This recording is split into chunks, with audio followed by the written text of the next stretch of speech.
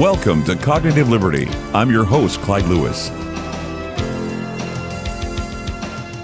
This show is brought to you by TLBTV and the Liberty Beacon Project.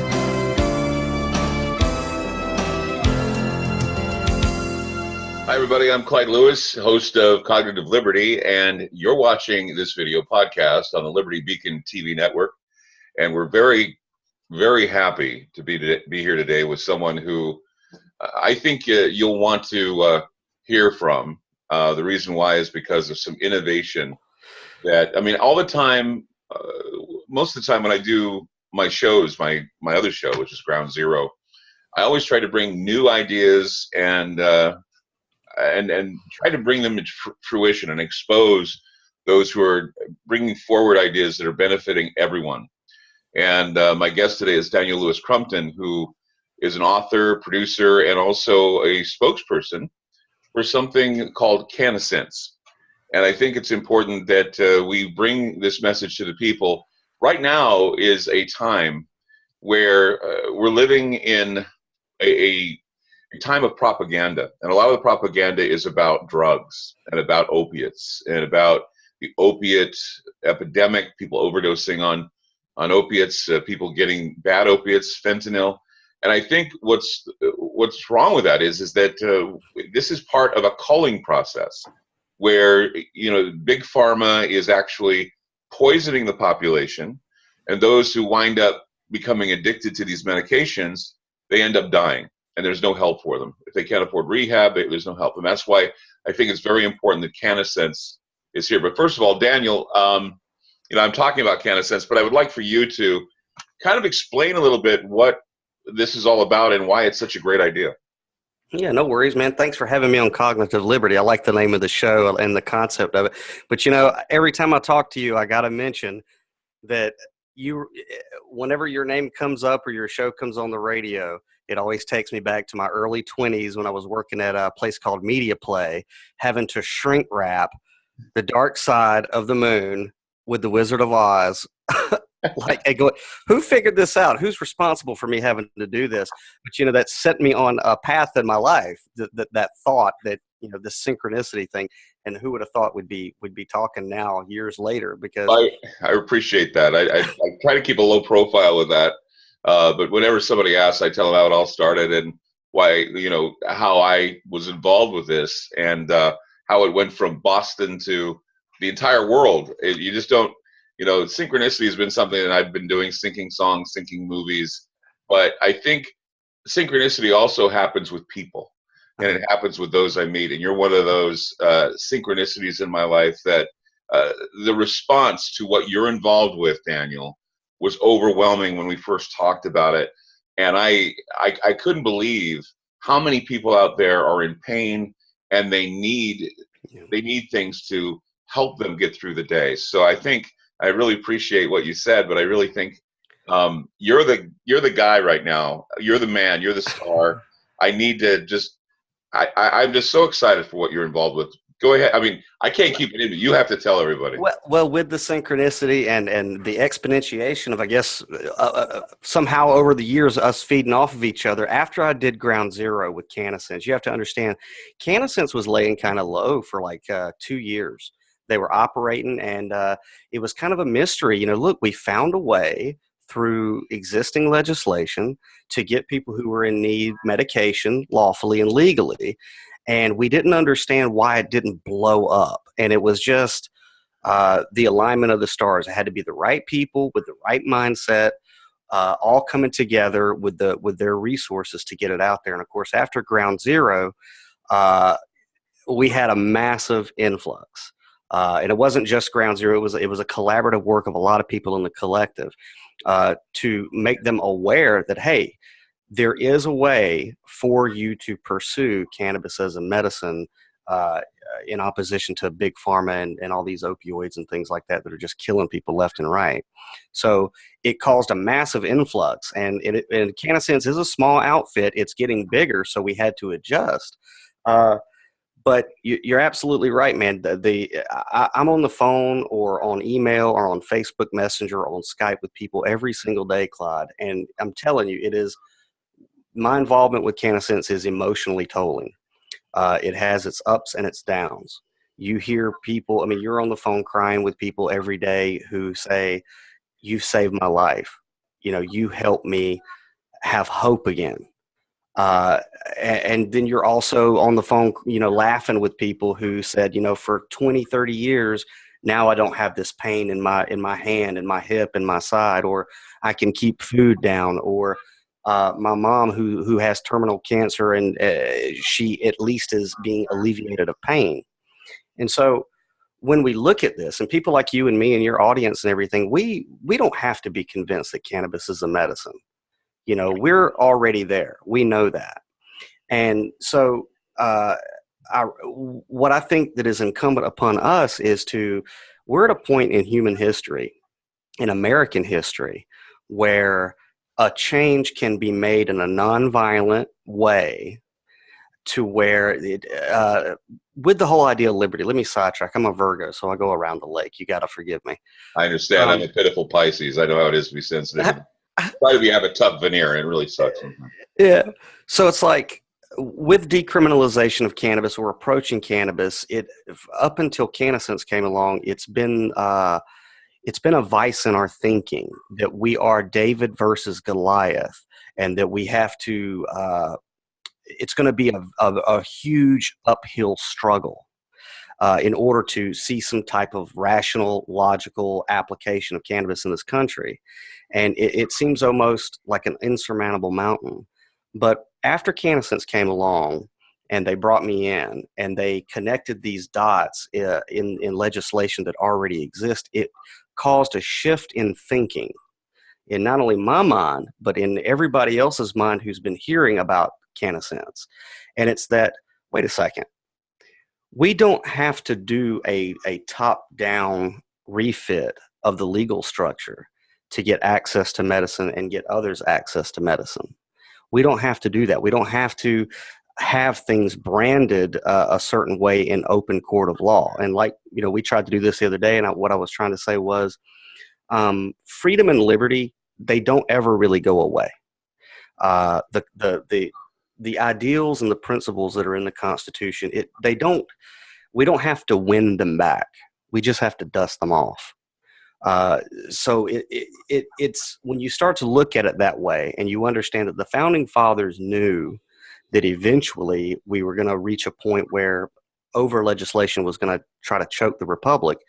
They designed the Constitution in such a way that where all we have to do is, once we understand the spirit of it, and we on an individual level own liberty and own freedom and start walking in that liberty and freedom, then there's no big battle that has to happen. All that has to happen is brush fires in the minds of men. Well, see, I agree with you. I think, you say dust off the Constitution. I would say that if people apply it without using it as what I call a cudgel. Many times you hear people, I've got free speech, I can say what I want. Not necessarily. I mean, you have a responsibility. Or I have a right to own a gun. And that's about where it stops. Free speech and owning a gun. That's all they know of the Constitution. Why? Because it's the first two lines. Mm-hmm. Well, they don't even know the preamble. So you have to know the preamble, then they go through their rights, and they only stop at about 2. But many people don't know that there's other things like due process and jury of your peers, and where you have control of the law, where you can decide how the law is. The law is by the people for the benefit of the people. Mm-hmm. The idea is to, what they say in the preamble, they say, secure the bonds of liberty to ourselves and our posterity. Mm-hmm. Life, liberty, the pursuit of happiness, all of these things. And I was, and in fact, I was saying the last time I was with you that I kind of like what Robert Anton Wilson said about freedom. He said that people are truly free when they're left alone by the government, when they can get for themselves fresh food, good food, nutritious food, clean water to both drink and bathe in, and to be out of pain. Mm-hmm. So pain can be psychological, pain can be physical, pain can be psychosomatic, it can be a lot of things. But one thing that you're hearing now from the government, one thing you're hearing now from Big Pharma is that people who are in pain are dying because they don't know how to treat it. Yeah. They don't know how to help people. they're not even trying to. All they do is they write out a prescription, you get it filled, and then either you have the luck of the draw of becoming addicted to it, or you become dependent on it. There's a difference between being dependent on something and then being addicted to it. Dependent is where you have pain, you take a pill.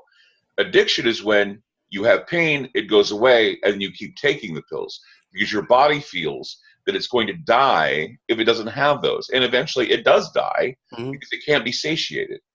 And the truth of the matter is, I believe, Daniel, that what you're doing with CannaSense is a solution, at least to one of those factors, and that is keeping people out of pain, keeping them content. Because look, when you're out of pain, you're balanced. And so if you're smoking cannabis, or you're taking it as a CBD, or there are different ways to actually use this and use it in a beneficial way to cure some of the elements, the inflammation, all of these things. There's a whole group of things that if we were to study it, we would be able to, I think, solve a lot of our problems. But they moved it to Schedule 1, so now we can't do that. People are still caught up in this whole, it's against the law. People who don't understand marijuana are the biggest opponents of it because they've never had to go through the problems of pain.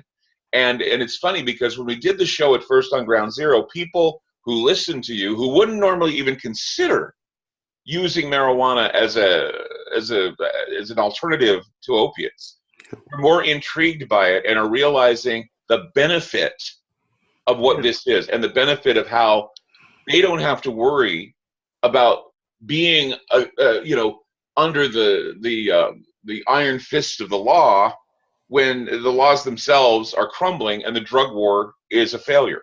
And that's why I think it's amazing that, and timing is everything. You know that, Daniel.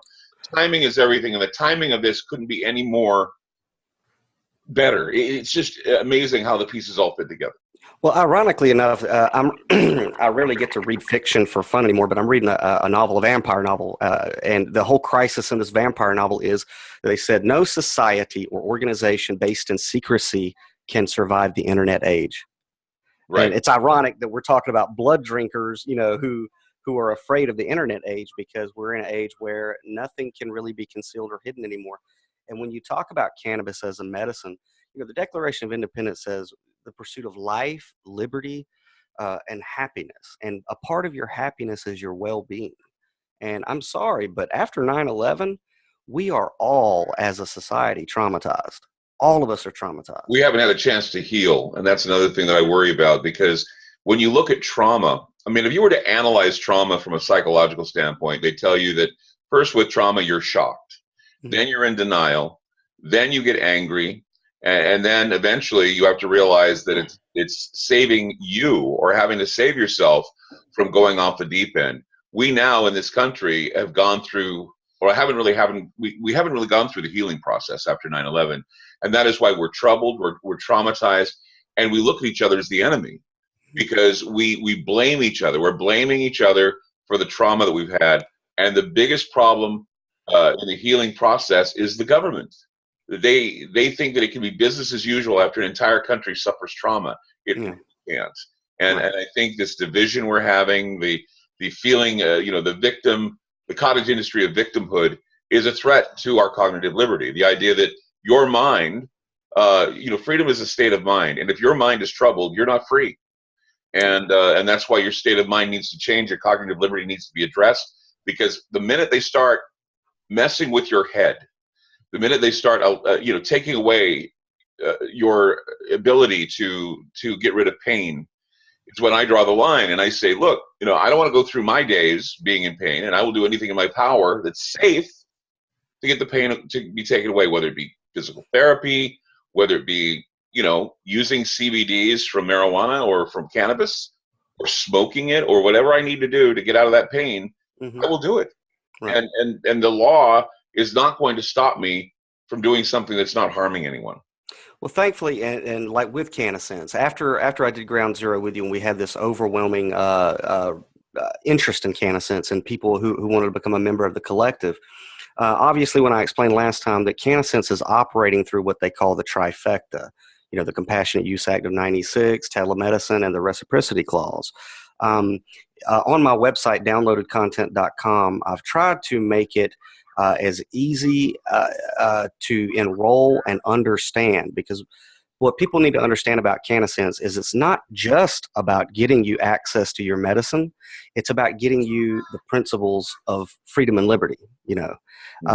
Those of us who are at the heart, who are beating at CannaSense, we feel that well-being and the notions of liberty and freedom instilled in the Constitution go hand in hand. So we as a collective are trying to make these concepts of freedom and liberty clearer to people. So as a result of that interview on Ground Zero, I did 4 videos, and people can find them at downloadedcontent.com under the CannaSense Total Wellness page. The first 4 videos is, if you know nothing about CannaSense, I'll explain CannaSense, how it works through existing legislation, and then how to enroll, how to get a sponsor, how to upload your documents, and all of that. And then I felt the necessity, because there has been, Clyde, it's funny because there are people out there who, no matter what you show them, they still have a mentality of servitude and slavery to the state. So I could show somebody 50 laws that clearly say that, that what CannaSense is doing is lawful, and they still will say, but that's a mentality. And it's and another thing too is that I believe that there is a stereotype involved here. A stereotype where most people have this Cheech and Chong mentality about weed, about cannabis, marijuana, whatever you want to call it. So we have this stereotype of the hippie, the lazy person, the person who doesn't get out and do anything. They just sit back, eat their Cheetos, and smoke marijuana. What needs to happen is, I believe the stereotype needs to be destroyed by having more and more people be open about the fact that when it comes to pain relief, that they do not use opiates, that they would rather use something that's safe. We need to have more information out about how safe it is. And and all hope is not lost, in my opinion, because I've heard a lot of police officers and those who are involved with the DARE program and other groups literally coming out now and saying that the drug war was a failure. Oh, yeah. And what we're fighting against is people like Jeff Sessions, who still live in the 20th century, not realizing that now the growing of cannabis has become so amazing that they've been able to have strains that do certain things or make you feel a certain way or deliver the type of feeling you need in order to get through the day. And I'm fortunate that I live in an area where cannabis is legal. Right. I mean, it's legal statewide. I mean, federal, of course, the feds still have their heads in their south end and they don't know what the hell they're talking about. But eventually, I believe that they're going to legalize or at least decriminalize in a lot of areas cannabis. But the problem is that they're going to try and destroy the independent grower because they have a surplus somewhere in Uruguay that's genetically modified and they want to push it on the public. And yeah, go ahead. It's funny that you mentioned that this is kind of the main thing that I really wanted to focus on. The federal government, maybe perhaps unbeknownst to them, they have decriminalized it, but I don't think they realize it. And as a result of doing Ground Zero and all this interest, me and my sponsor in CannaSense, Ted Metz, he's a great guy. I've marched side by side with him in the Ron Paul campaign and some other campaigns. He's the chairman of the Libertarian Party here in Georgia. He's a true liberty-minded guy, and we have a lot of deep philosophical discussions, and so we're both promoting CannaSense. But one night, what I call the Metz maneuver kind of came out of this conversation that he and I had, and it's the 4th video on the website that I'm really pushing out there. And what's funny about the Metz maneuver, which I want to simplify it for people, and I want to push it out there in the consciousness of people, because if I believe, and I'm already starting to see, that the Metz maneuver is starting an awakening, and it's very simple. And essentially what the Metz maneuver is it's real simple. He and I were having a conversation. And I said, look, while I'm doing these videos, Ted, I need you to explain to me, because I'm not a cannabis enthusiast. I'm not one of these guys who can tell you what this strain is. Not a Yeah, you're connoisseur. not a hobbyist. I mean, some of the Yeah. hobbyists can be a little too much. I mean, it's like it would be like me sitting down and describing different ways that I can take hydrocodone. It doesn't. Mhm. I don't care. Yeah, I, I I know. don't. I don't care that you can like ground it up and snort it. I don't care. Yeah. All I care about is give me the facts, give me the basics, and tell me how I can improve my life without abusing something. Right, right. And that's the way, I know it works for me. I know it works for my creativity, my PTSD and things like that. But he's like really into it. He knows the history of all of it. So I go to him for information. So I said, Ted, explain to me the basis of law for the controlled substance having a schedule. And he said, okay, well, great. He says, well, if you go back to 1937, and I might be screwing up some facts, so please forgive me, but you'll get the general idea. He said, if you go back to 1937 and you look at the Marijuana Stamp Act, basically the DuPonts, the Rockefellers, the Rothschilds, they had this patent for nylon, which was useless if you have hemp in the picture. So in order to kind of get rid of the competition, they instituted the Marijuana Stamp Act, and it put a license and a fee on the production of hemp. And then of course in 1969 you get Timothy Leary, who comes along and goes before the Supreme Court and says, well, wait a second, you have a license and a fee for this, and according to Marbury versus Madison, which is one of my favorite Supreme Court cases, and I think every liberty-minded person needs to have that case memorized.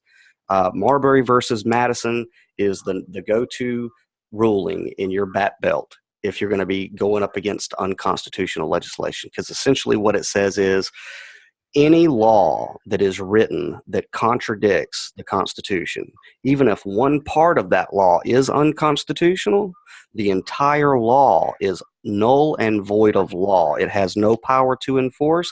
The citizen has no obligation to obey. It's a nullity and a fiction. It does not have to be branded unconstitutional in open court of law. It's unconstitutional before the ink dries. So I always try to pound home Marbury versus Madison.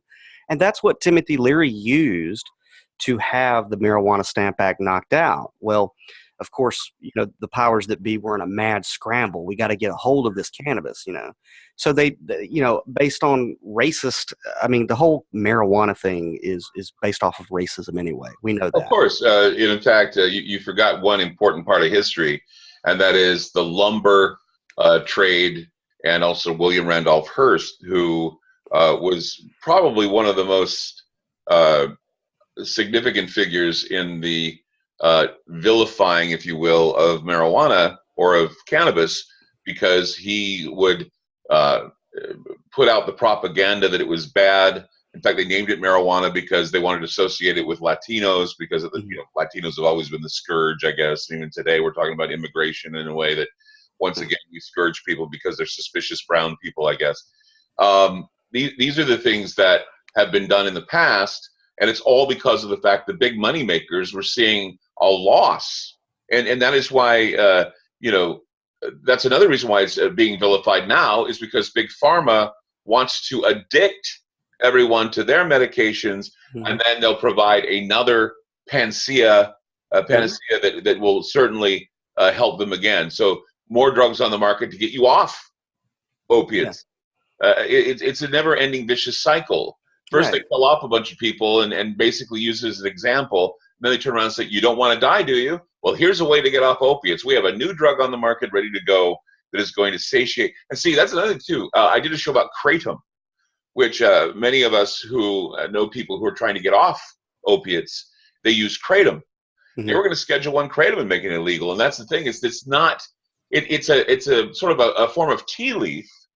They said, well, it's another problem. It's a problem getting people off medication safely and naturally. I mean, go back to big pharma and say, what do you got for me? What iatrogenic artifact do you want to feed me that was supposed to be a cure, but it'll eventually kill me? Right. And that's what irritates me, is that people don't realize that big pharma doesn't care about you. All they care about is profits from the diseases and the problems that they've created with their other medications. Yeah, right. And a lot of these charity organizations too, when they ask, donate $1 for diabetes or cancer. And I'm like, well, there's already a cure. But if I can, let me get back to the Mets maneuver, because I really don't want to this is something I want people to really understand. So in this discussion with Ted about this, he said he said basically when the Controlled Substance Act was instituted in 1971, that's where your scheduling comes from. Well, Clyde, when's the last time you looked at the DEA schedule? Well, I had to prepare for a show, so that would be like maybe what, a month ago, 2 months ago. Okay. Well, I'm looking at it, and I guess whenever you guys broadcast this, you can put the links into it. So I'm at the DEA, the Drug Enforcement Agency's website, deadiversion.usdoj.gov. And I'm going to read you Title 21 very, very quickly. Section A says, there are established 5 schedules of controlled substances to be known as Schedule 1, 2, 3, 4, and 5. Such schedules shall initially consist of the substances listed in this section. The schedules established by this section shall be updated and republished on a semi-annual basis during the 2-year period beginning 1 year after October 27, 1970, and shall be updated and republished on an annual basis thereafter. Section B is what I really want people to focus on. Except where control is required by the United States, obligations under an international treaty, convention, or protocol in effect on October 27, 1970, and except in the case of an immediate precursor, a drug or other substance may not be placed in any schedule unless the findings required for such schedule are made with respect to such drug or other substance. The findings required, that's the key word, for each of the schedules are as follows. So these, and how I want people to think about this is in legal terms. Take a footstool with 3 legs, Clyde, and the basis for requirement, okay, to put cannabis in a Schedule 1 is based off of 3 required legs. So if we knock out 1 leg, it's over, okay? So under Schedule 1, it says, A, the drug or other substance has a high potential for abuse. Well, I'm not going to really go for that one, even though, government studies show it's less than 9% of people who may possibly develop a problem, a dependency problem. So that's stupid. But B is the one we really want to look at. B says the drug or other substance has no currently accepted medical use in treatment in the United States.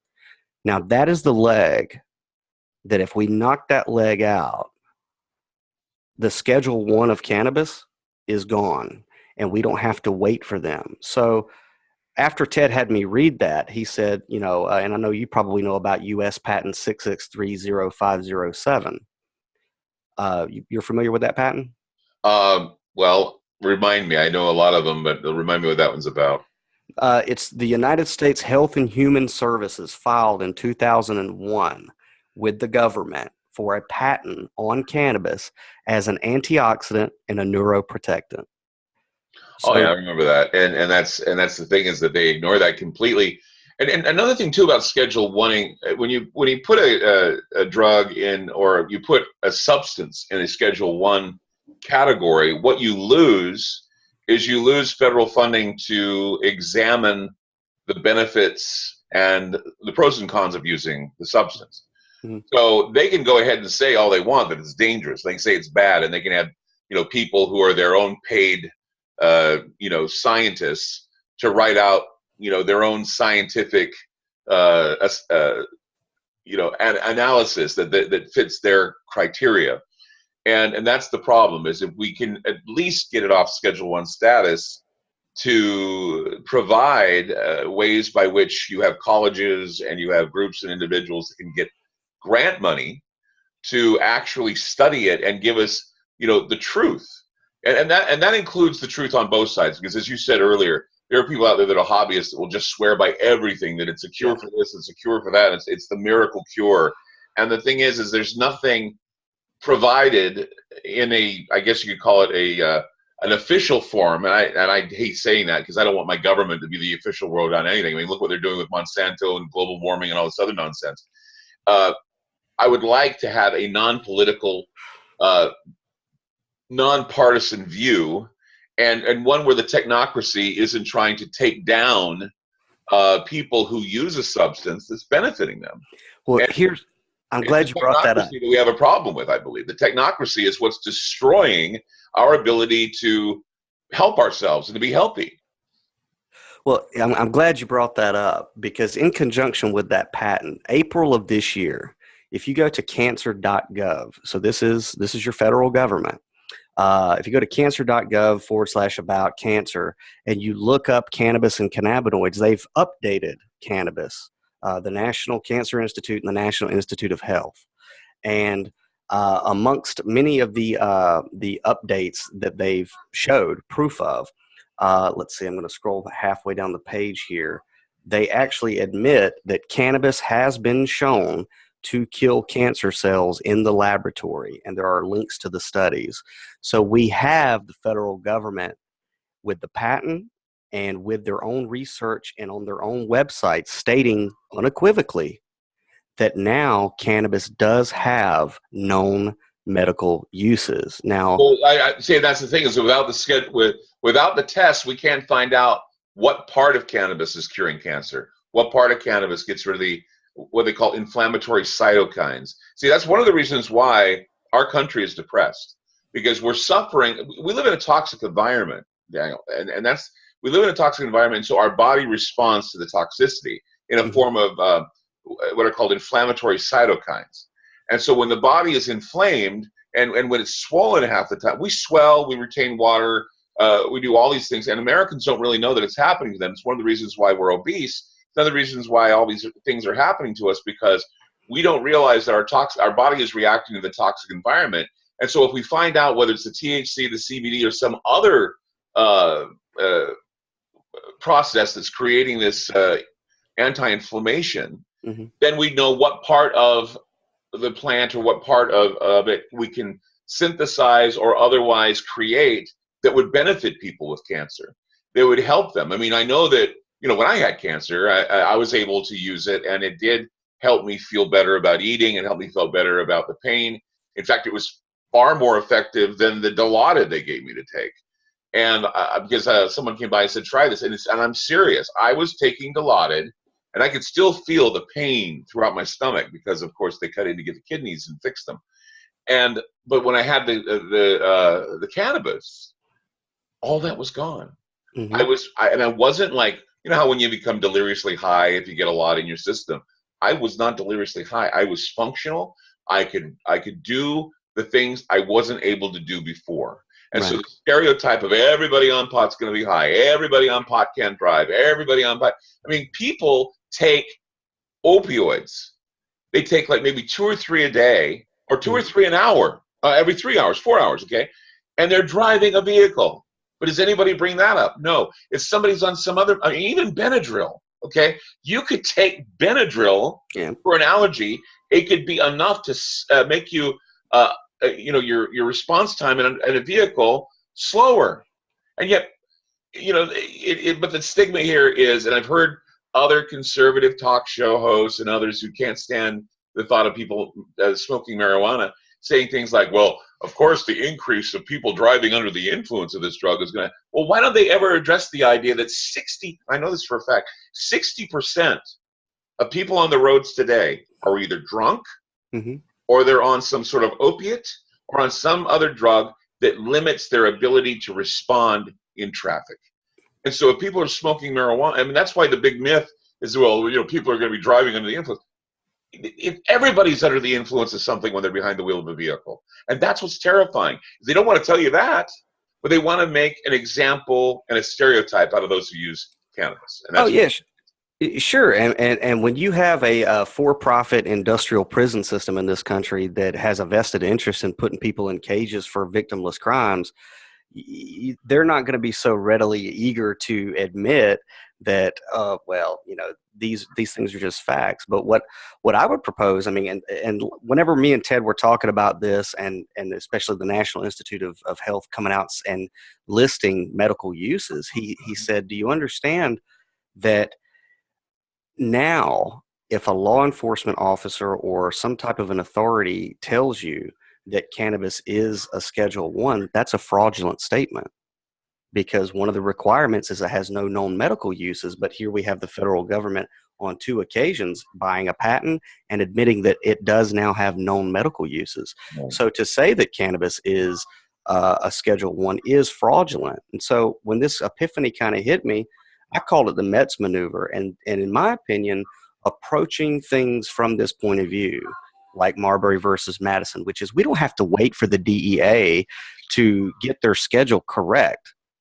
We're looking at the schedule. There's 3 requirements. The federal government has nullified the most important one, no known medical uses. They admit now on official government documents it does have medical uses. So it's not our fault that DEA hasn't updated their schedule. So here's where my thinking kind of went, and I thought it was funny, and I made a joke about it on the video. I said, is it possible that there could be a class action lawsuit for anyone who suffered any punitive damages as a result of this scheduling? And could we somehow, I'm not a lawyer, but I know there are attorneys in the liberty movement. Is there a way that a class action lawsuit against the DEA could start? And, is it possible that in the near future I may be suicided? If so, it was fun. Don't let it be in vain.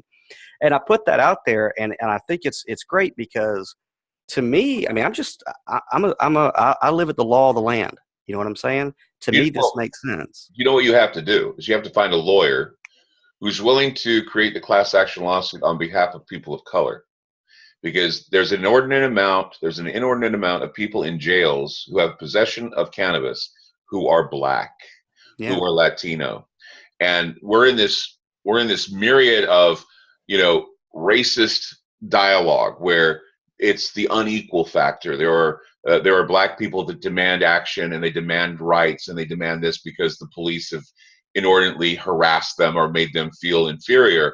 But the biggest problem is not that. The biggest problem is suspecting or at least marking a group of individuals and putting them in jail for use of this drug or of this not drug but medicine. And that's the problem. And I don't know if you know this or not, but since we last spoke, here in Oregon, they have voted to defelonize people or defelonize the act of having a small amount of methamphetamine or heroin in your possession. Really? And we did a whole show on that on Ground Zero a while back, and believe me, it was riveting because people have these stereotypes involved where they think that people who are using methamphetamine or using heroin are lost causes. And at least it gave us an opportunity to actually talk about alternatives to jailing people, and that would be looking out for their health. It's a health problem. The drug abuse is a health problem. It's not a criminal issue. It's a health problem.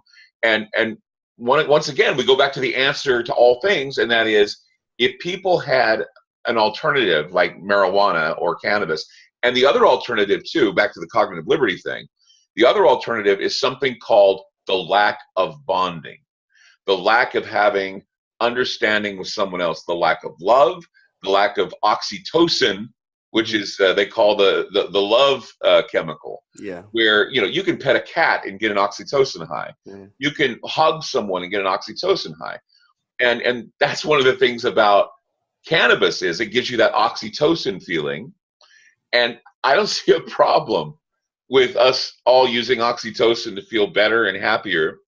And that's the problem is they don't give us enough healing and assuring words. All we hear about is that we're pissed off. We're against everything. We don't stand for anything anymore. We're against it. And everything can be taken care of with a push of a button and a bomb and a shooting or something to take care of the problem. Due process is non-existent. Keeping people from those things that help them benefit their lives, that's difficult too. And I think it needs to stop. I think people need to stop thinking, well, this is the way of the world and this is how it has to be. It doesn't have to be this way. And that's one of the reasons why I applaud what it is you're doing and what CannaSense is doing, because it literally is taking on the system and saying, look, we see your flaws. We see the flaws in your system. We see the flaws in your logic. We see the flaws in how you treat other human beings.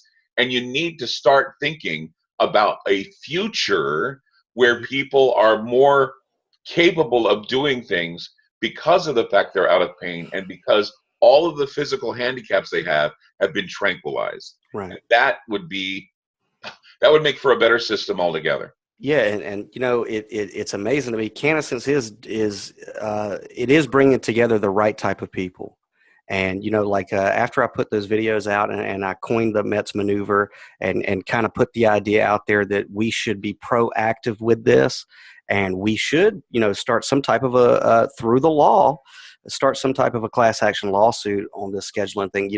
I was surfing the web and I found an article regarding the schedule and it being a fraudulent statement, and they were citing my words and showing pictures from my video. And then I found out that there was a gentleman who spoke at a university in South Carolina in front of some college students the other day using the Mets maneuver. And I was like, oh, this is amazing, because it goes back to how we started this, was your ability to perceive the synchronicity of Pink Floyd and the Wizard of Oz started a chain reaction in the consciousness. And then you get somebody like me and people who think like me, and then it perpetuates. And so that's the whole point is, we have to realize that sometimes we do things that we really do make an imprint. We do on society and on what we do. And I compare it to, you can light a candle and have it at the other end of the room, and you can blow on it like this to the other end of the room, and you can wait a few seconds and you see it start flickering. Mm-hmm. Now you're clear the hell the other end of the room and you're blowing and you're trying to blow it out from there. It won't blow out, but it'll at least move. Yeah. So what little bit you do makes a difference on that candle and that light. So, taking that light and shining it on the things that are corrupt, shining it on impunity, shining it on things that basically interfere with your ability to think and function, your cognitive liberty. This is important. It is vital for all of us to be participating in something that benefits us, not something that we continually have to invest our emotional well-being into, investing and not getting returns. And I think what people really need to get a hold of is that liberty and freedom, you can get a group of liberty-minded or free people together, but it has to begin with the individual. It has to begin with you. You have to stop expecting permission from on high to act, walk, and live in your liberty. You have to look in the mirror and you say, come what may. Let the chips fall where they may. I will be free by God, and I will operate in that. I will do it. And I've heard other people since I've started talking about this who are like, well, you're putting people in harm's way because this may be illegal here or there. And I'm like, look, that's what freedom is, being in the way of harm. That is what freedom is. Well, taking risks too. Taking risks. A lot of people are afraid to take risks. And believe me, because that's one of the reasons why I think our country is in the state it's in, is because they made it difficult for normal people to take risks in this country and to do something bold. When was the last time you heard of anything bold being done? Somebody stepping forward and saying, well, against all odds, they stood up for something. Like Ed Snowden, for example. He was the guy that he told us everything we already knew. But at least he said something. And that's why people go, he's a traitor, he's this. I'm like going, dude, you knew that all this was happening. It just took one guy to come forward and say, yeah, it's happening. And that's the thing, is that, first we have the conspiracy theory. We have the maligning of those in the margins that see things happening before they happen, and they talk about them. But then when they do happen, and finally people admit after all the denial that something needs to be done, and it doesn't happen. I made this analogy the other day when I was on the air about getting people to do something. I used to DJ church dances and high school dances when I was younger. That's why I'm in radio, I guess. It's because I was playing stereos. Now I play a 50,000 watt stereo every night and speak to 2.5 million people. But I was telling them that when I was doing dances back when I was, in my 20s, I'd say, you'd play music, okay? And here you have an empty dance floor for 2 or 3 songs. And then one couple gets out and they dance. They're the only couple on the floor that's dancing to a song. And you're thinking, gosh, I must suck. I mean, I'm not playing the right kind of music because nobody wants to dance, right? Yeah. But then you have another couple get up and dance with the other couple that's on the floor. It isn't until the third dancer or the couple that gets on the floor that we see people all get on there and go, okay, it's all time and okay to dance. So what needs to be done is, you and I, we're the couple that's dancing on the floor and the music's playing. We need more people to come onto the floor. So a whole group of people want to dance with us. It's like And, Mark Twain said. yeah. Mark Twain said, in the beginning, a patriot is a scarce man, hated and reviled until his cause starts to succeed. Then everybody jumps in, right? Because there's no skin in the game for those people. Then, of course, I butchered that quote, but you get We the all idea. butcher Mark Twain. He's amazing. Yeah, but yeah, you're right. And what's great about CannaSense is, when the fact that they do offer legal representation, if any, and so far none of our members have had any trouble at all. Now, I did volunteer to be a guinea pig, and I think it's very ironic that I did that, and then I released those videos about the Schedule 1 being fraudulent. And I don't know if your producer told you or not, but my YouTube channel was hacked. I have no access to it anymore, so that those videos are out there. You've heard also that YouTube now has demonetized any video that they see as defiant or rebellious, but rebellious and defiant to what? An ideology that seems to be pervasive enough to create what is called the resistance. And I'm like, yeah, okay, what are we resisting against? Nobody knows what they're fighting against. They just know they're fighting. And rather than fighting, we need to come together and come up with something that we benefit from, not something that's going to destroy property or harm people or get them gassed with tear gas. That's not fighting. That's just, spinning your wheels and acting stupid. But when you organize, and as I said, the dancers need to get on the dance floor and start dancing just like nobody's looking. And so that's why I think it's important we dance. I think it's important that we get other people to. And I think that as it builds and it builds, and that's why, once again, going back to the CannaSense idea, what we've done, or what you've done, is we have organized the dancers.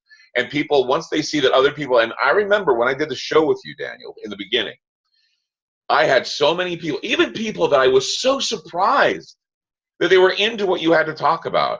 People who would normally think that I'm out of my mind. I get a lot of people who disagree with me. That's okay, because I'm not here for people to agree, disagree with me. I want them to consider what I have to say, or consider what's said by other people they wouldn't normally hear. People were so responsive to what it was you were talking about, and people who I never thought would be responsive. I have normal callers who call in, and you can tell where they're going to go with it. They were supportive, and they were excited about something. First time I ever heard excitement in people's voices when they heard that they could get the type of medicine they need without worrying about legal troubles. Yeah, and I'm going to tell you, man, I look back on my life, and I've been through a lot of trauma. And of course, when you're going through horrible times, you don't understand it, and you ask higher power or divinity or whatever, why? And it's only when you get on the other side, it was so that you could have empathy for other people. So I know what it's like to have PTSD, to be, a recovered alcoholic. I know what it's like. So looking back, I can see that I've been crafted to try to bring this message to people. And because I really do feel, and to be able to say, hey, look, we can get you some medicine as soon as next week to live a better life, to give you a second shot, and we'll help you if you run into legal trouble. And I know for a fact, Clyde, because I volunteered to be a guinea pig. I actually, on the 24th, I have to go before a state judge in Georgia to present these legal positions to a judge who kind of leans in our favor. And, the head of CannaSense, my sponsor, the attorneys are all flying down to stand with me, shoulder to shoulder. So some of these people who don't really understand what CannaSense is about, I know firsthand, this is a collective that we're on a mission. We are on a mission. But let me tell you this story real quick to try to give you an idea of where I'm at. When I was younger, when we were all younger, and there are rules and laws and things we don't understand, and we think that maybe when we become an adult one day we'll get it. But then we become adults and we go, where did this crap come from? Why are we still doing this archaic stuff that's scribbled on a piece of paper somewhere? I don't understand. Well, as a political activist in Georgia, I get arrested at the drop of a hat, any hat. And when you protest, the town trying to get a $150,000 tank in a small rural town, they tend to not like you. Well, so my police jacket's flagged, and if they can catch me walking across the street, jaywalking, they're going to put me in jail, which happens a lot. But one time, Clyde, which really pulled the veil open for me, I get arrested for being at a public park with my dog 10 minutes after curfew. I go and spend 3 days and 3 nights in a jail cell for this. Okay. Of course, I go on a hunger strike and I refuse to process. Well, this is a misdemeanor. And what people in the government are accustomed to is when cattle call comes for misdemeanors, everyone's either going to plead no contest or guilty to go ahead and pay their fee and get out of there. Mm-hmm. And then here comes Mr. Crumpton. And of course, I say not guilty and I demand a jury trial. Okay. You could have heard a pin drop, Clyde, when the judges and the attorneys in the courtroom say, this is a misdemeanor.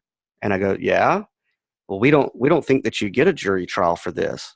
I go, what are you talking about? Constitutionally, you need one. Yeah, I said the Bill of Rights says that in any controversy over $20, I get a right to a jury trial. I'm not lying to you, Clyde. The judge and the attorneys had to look at that, and all of them said, we need to have a recess because none of us have ever seen that before. Well, what we're doing here in this country now is something called robot justice. And what I mean by that is that everybody gets a ticket or a fine or whatever, and they expect you to pay it. They don't expect you to fight. And so what they do is they put you in a long line. You write down what you're doing. You hand it to a processor who hands it to a computer, and the computer decides what digits you have to pay so you can get on with your life. And if you say you want a jury trial, oh, I'm sorry, our robots can't take care of it. We have to organize now and do something that's constitutional. Yeah. And that's the thing that bothers me is that the court systems now are just one big cattle call. That's all they are. Mm-hmm. And they don't want to have a trial. And that's why you hear about police officers shooting people, because it's extrajudicial executions. It's better to have an extrajudicial execution than it is to bring in somebody and try them. And I say, and people think, well, yours is so soft on crime. No, even scumbags deserve a trial. Mm-hmm. We gave one to the Nazis. We gave one to Saddam Hussein. Why is it that someone who's got marijuana on their person doesn't deserve a trial and gets thrown in jail if he can't provide these overextended bails? I mean, that's even constitutionally wrong. You're not supposed to get these $1 million bails, these sentences of $1 million here or $3 million here or whatever. That's over the top. Yeah. And unconstitutional. Believe it or not, it's unconstitutional to enforce these types of bails. Did you know here in Oregon, bail's illegal. We're not supposed to be able to have bail. So they don't give you bail, but they do have to give you money. You have to give money to get out. And they will throw all kinds of things on top of you unless a judge says that they have no charges against you. So it's kind of a weird system here. But, we have probably about 10, 15 minutes right now to sum up and also to have you, and I want you to do this, explain to those who are watching this right now just what CannaSense is offering, what happens when you join, and why it's so important in the stream of consciousness with regard to cannabis and how it can help you rather than be a hindrance in your life. Yeah, sure. I mean, for one thing, it's a matter of personal liberty. And it's a matter of starting with yourself and saying, I do have a right to life, liberty, and the pursuit of happiness, which includes well-being. And cannabis is a medicine. Now, the Supreme Court has upheld in Byers versus United States that courts must liberally construe the Constitution in favor of the beneficiary, which is you and me, which means if you can pull a right out of the Bill of Rights, the courts are supposed to interpret it in your favor liberally, okay? And so it's not a matter of we have to convince them. It's a matter of we have to convince ourselves to use our freedom and liberty to pursue cannabis as a medicine. So to kind of summate what CannaSense is CannaSense is a 501c3 nonprofit corporation that was founded by liberty-minded people who come out of the Ron Paul movement. So that's our thinking mechanism here. It's also been founded by people who have lost loved ones that could have been saved by cannabis use. And we see this as a massive injustice. So without being antagonistic to the state, utilizing and meeting them halfway, we've looked at the legislation. And basically what CannaSense does is we walk you through the process of becoming a California medical cannabis patient. The reason we chose California is because of the Compassionate Use Act of 1996, which is very well written and it protects a member of a cannabis collective very well legally. So all of our members are California patients. Now, of course, people like me, I live in Georgia, never been to California. With Obamacare or the Affordable Care Act, telemedicine was opened up to us.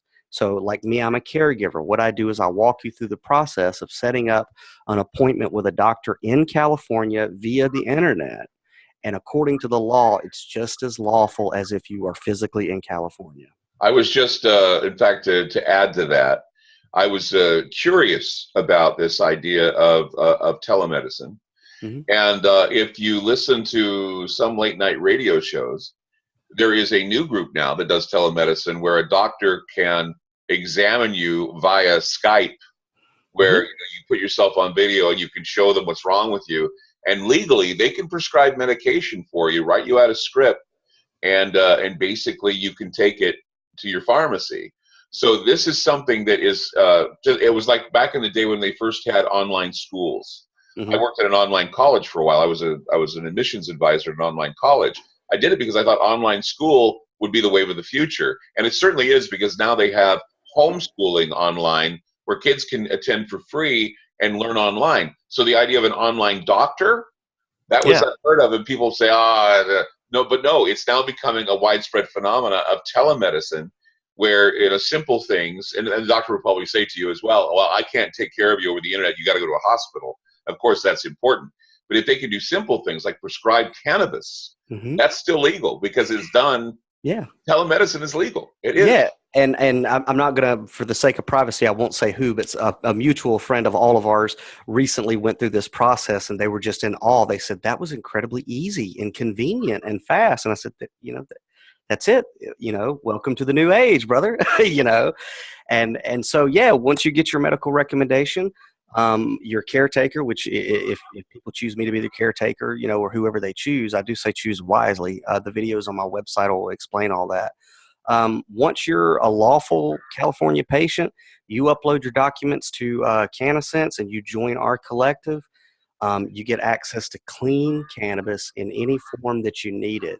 If you want to vape it, if you want to do CBD drops, if you want the flower, if you want pretzels, we add to the inventory every single day.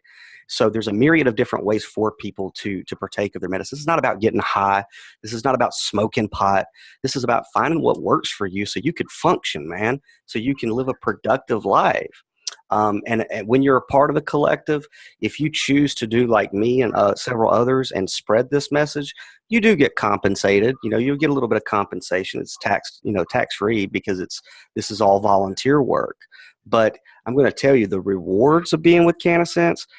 To see minds opening up to freedom and liberty, and to see bodies being healed and minds being healed, that is the reward. I want to talk about the legalities, because a lot of people may be hesitant about the legalities. Your investment in CannaSense also provides you with legal counsel. Am I correct? Yeah, that's right. If you go to CannaSense.com and read their guidelines and standards and all that, as a member of the collective, if the state moves against you, now we have had members who've had interactions with law enforcement, and typically when you show your medical card and your recommendation, they leave you alone. That's been kind of the limit to where the state's moved against anybody with us. However, if you are charged with anything, CannaSense will provide legal defense to exonerate you, because we're doing everything as lawfully as we can. And they'll fly out to you. They'll take care of you if we need to get the lawyers. They'll come out on their own and they'll help you. Clyde, I'm telling you, we're on a mission, and the whole point of this collective is if you pick on one of us, you're going to have to deal with all of us. That's just the way that it is. I've got people who are volunteering to show up to my court date that don't necessarily need to be there, but to them, this is so important. And we're forming friendships. We're forming networking connections for the dissemination of freedom and liberty, for the dissemination of the truth about cannabis, to get this stigma of reefer madness. I mean, that is so Stone Age. It is. But yeah, that's kind of an interesting way of putting it. It's Stone Age. Yeah. Right. The idea of being stoned is no longer a factor. The idea of being healthier and out of pain is the factor, not stoned, because now they have cannabis now that doesn't get you stoned. It gets you feeling better and gets you on your way to recovery and progress. And hey, look, and for people who are pursuing cannabis as a medicine, you can pick the cannabinoids that doesn't have any THC in it. So you know what I'm saying? It's really up to you. Now, I will say this because I don't know how much time we have left. Got a few minutes. Just 2 or 3 minutes left. All right. If people do go to downloadedcontent.com, all the information is on the CannaSense Total Wellness page with links to CannaSense. I will say you're going to need a sponsor. And this is going to be airing on the Liberty Beacon. So the Liberty Beacon is going to be kind of associated there.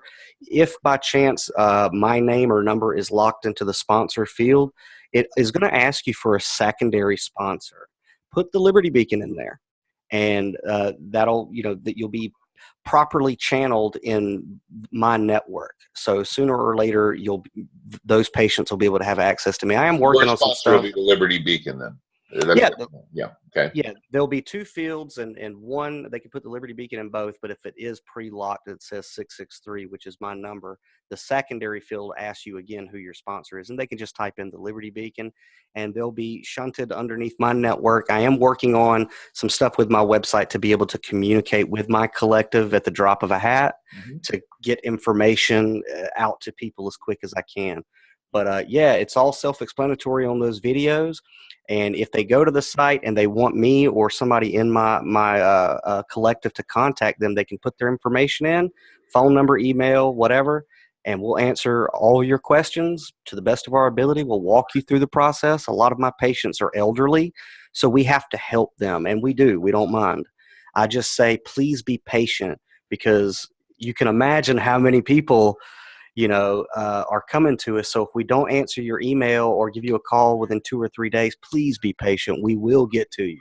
Yeah, I heard that when we did the show with you on Ground Zero, you just got overwhelmed, swamped with people that needed to start up. And, it's because it was such a new, innovative idea that everybody likes new and innovative ideas, and they most certainly will be a part of it. They feel there's a good benefit with them. And Daniel, we're out of time. Daniel Louis Crumpton, thank you for being with us today on Cognitive Liberty. Once again, what is the website that they can go to? What is contact information they can go to get on with progress and be out of pain? I would just I would direct everybody, for the sake of information and convenience, to downloadedcontent.com. That's my main website. It's all my writing and podcasts and stuff like that, because I do podcasts and novels and things. But the CannaSense Total Wellness page at the top is dedicated to CannaSense. There's videos, links, and contact information all right there. And from that point, once I get you into my email list or my call list, we'll reach out to you and we'll take care of you from there. Daniel Louis Crumpton, thank you so much for being on Cognitive Liberty, and I'm sure everybody will want to at least look into this. Please do. A lot of hard work's going into this, and it's a way to free you up, make you feel better, and that's the whole point of Cognitive Liberty. Thanks again, Daniel. Man, thank you, Clyde. I appreciate you getting the word out. You bet. Take care.